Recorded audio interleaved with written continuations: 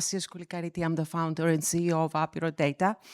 And I'm here to talk to you about AI. Surprise, surprise.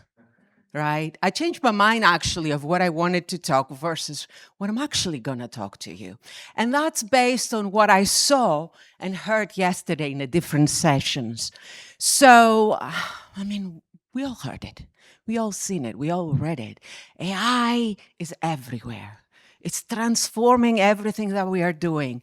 It's going to disrupt your job and it's going to disrupt your company. Yeah. We know it, right? We all know it. Do you want to hear again about it? I could spend the next 2 hours talking to you about that, but I decided I'm going to talk to you about something slightly smaller, but I think more important and more relevant. I spend a lot of time talking to people about technology, operations, and of course AI. How do we adopt it, what we do with it, how we work with it, how it's affecting us, how is our organization change? And there's one thing that I hear over and over within our community when I ask people, and I do a lot of research at the moment because I'm writing my second book, which is The Agentic Economy, and I'm asking people, how do you use AI?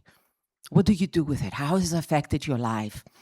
And what people tell me is, well, Nassia, we do use it.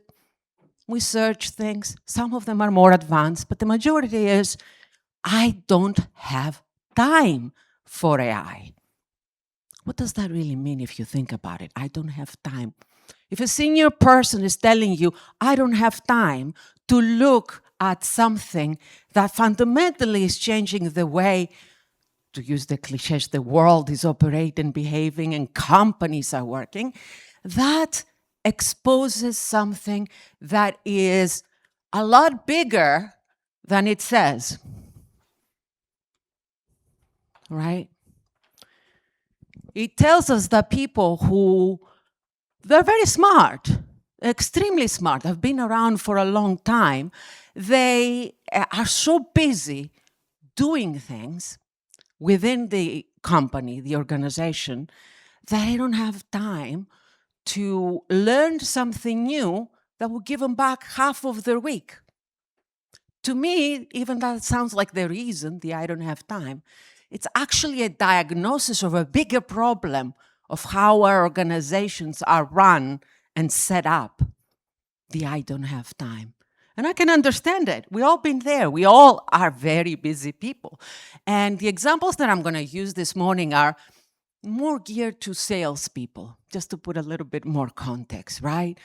We're running around trying to find customers, trying to build new business or new routes, get more traffic. So who has time to sit down and take a day, let alone a week, to learn how AI can work and how AI can affect? You have time. Well, Eric. So Eric has time, but the rest of us?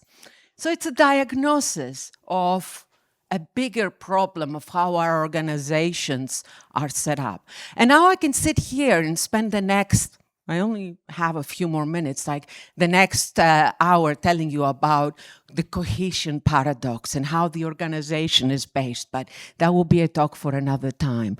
So instead, I'm going to talk to you about something that's very similar. 20 years ago when we were driving, we were using maps. We were, learning the routes before we went anywhere, if we had a meeting to go to or somewhere else, so we knew how to go from point A to point B. Or, God forbid, we had a person sitting next to us to tell us, hey, you missed the turn. After we missed the turn, that was our navigation. And then Satnav, or GPS, came along, and it took that away. So, but the GPS, the Satnav, did not replace driving. It didn't replace our understanding of how to get from point A to point B. What it replaced is the route finding, how to go from this direction, this destination to that destination. And AI is in a similar place right now, where we've blown it out of proportion of how and what it can transform in our organization, wanted, to build this big disruptive thing because of all the hype, and we forget we have to bring it back to what it can help us with right now, what effect it can have in our organizations right now.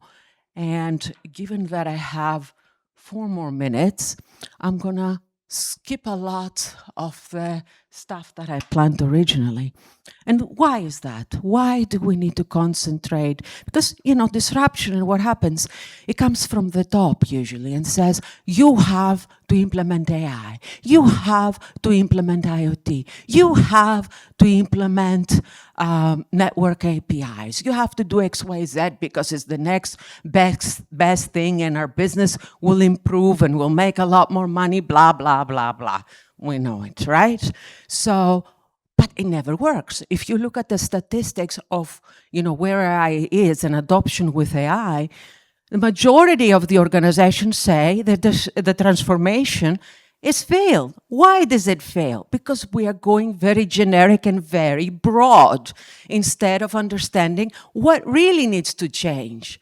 So, and I've seen this firsthand recently. A couple of weeks ago, I was working with a sales team and where they were spending weeks going through lists of customers trying to find out, is this a potential customer or not, right? And what we did is we took it one step back. We took it back to the essentials, understanding how they work, what the process is, and took away the administration, the 2 weeks of wasting time of finding, looking at the website, understanding is this a customer, then capturing that somewhere, then looking to find the right contacts, either at Apollo or LinkedIn, taking those contacts and saying, okay, are they going to reply to me or not? Putting it into a CRM, and it goes on and on and on and on, a lot of hours wasted, and we haven't even picked up the phone to talk to the customer or send an email. How many of you have, been in a room where surrounded by salespeople and it's dead quiet? No phone calls. Now, I started my career in sales early on. We had to be on a call. Now it's dead quiet. And I'm not saying it's right or wrong, right? But AI can take the research part away from it. So we can concentrate on what telecoms is good at, the relationship, me talking to you and building that relationship and working with each other, rather than me doing research. And we have to take it back and understanding, where do we start? Where can it make a big impact? So instead of me explaining a lot of things of how your job is going to be affected, what are the opportunities in the job with AI, I'm going to let my fellow speaker, which I believe Sander is going to talk a little bit about those things, and he's going to give you examples. So I'm going to give you a broader and information of where do you start. So not complete transformation. Take one simple thing that on a Wednesday morning a senior person should not be doing anymore. Take that, understand it, capture the process. Don't just take a tool and add AI on it. Understand it very well. Understand how it works, the ins and outs, the complete workflow. Then map the tools and AI on top of it, not before it. Simple as that. You're not going to fail, but you take it away from your core company, your core operations, and you put it into a side team.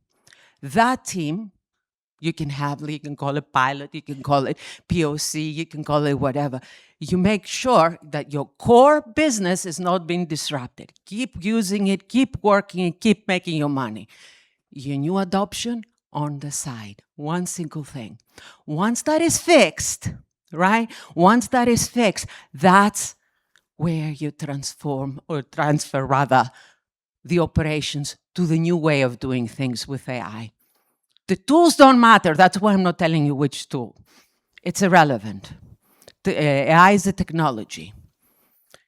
And it's the operations of what we do with it that matters. So once that's fixed, you move it over. That's one transformation that you know it's going to be successful because you've done it in parallel. And you go down the list. Sales, marketing, operations, finance, HR, one by one.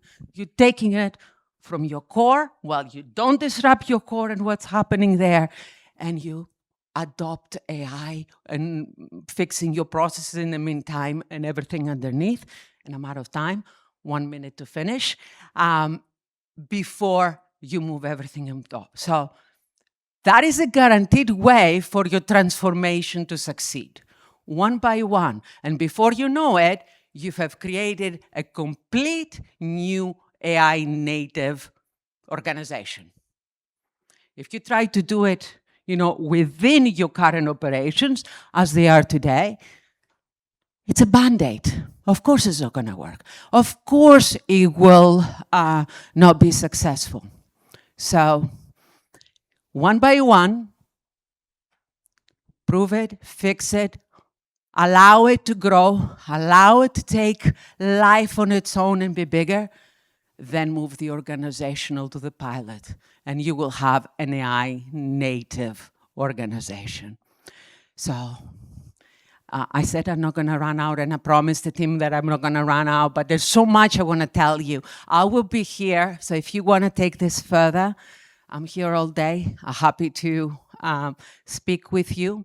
There is, of course, AI. It will transform everything. Sander will tell us how. Right, Sander? So I will pass it on to him to tell us how and what is going to affect our jobs. And later on, we're gonna talk about intellectual property. I'm looking forward to that. So with that, I want to thank you for your time. I want to thank you for humoring me and listening to me. And don't be afraid of AI. It's just a tool. Let's break it. Thanks.